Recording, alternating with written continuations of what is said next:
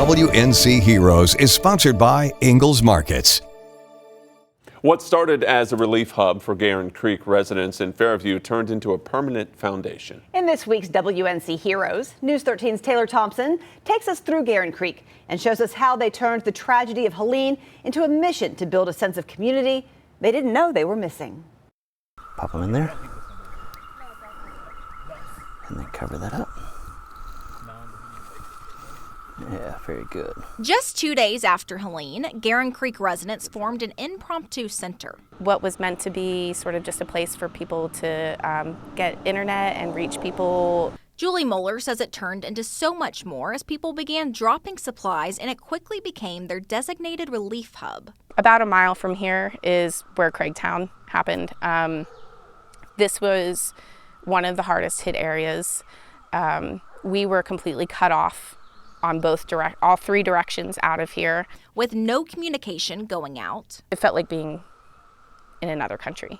The lives and property lost spiraled a community filled with immense sadness to come together. When we saw how extensive the damage was out here and that it was going to take more than a weekend for us to be able to get out, what can we do to sort of make people feel better? Wasting no time, Moeller and her team began hosting events just days after the storm, from hair washing stations to a hot dog and jam party. We realized that just coming together and healing emotionally was going to be just as important as healing our land and our homes.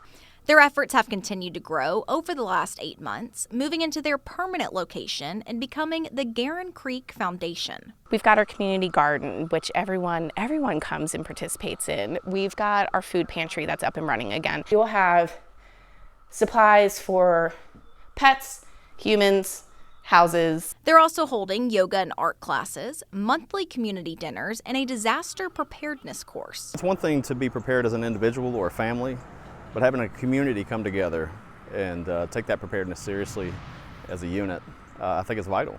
Moeller says they want it to be a place for everyone. I think none of us realized that we were missing such a sense of community until the storm happened. And it's really, we can't all do this by ourselves. We can't all rebuild by ourselves. We can't all heal by ourselves, and we all need to be together. Man, we have this huge community now. I just left for a weekend, and Julie, who I didn't know before the storm, watched my kids. Turning tragedy into a chance to become family. The sentiment that we keep hearing is that how much it's needed to just come together, even 8 months later. In Fairview, I'm Taylor Thompson, News 13.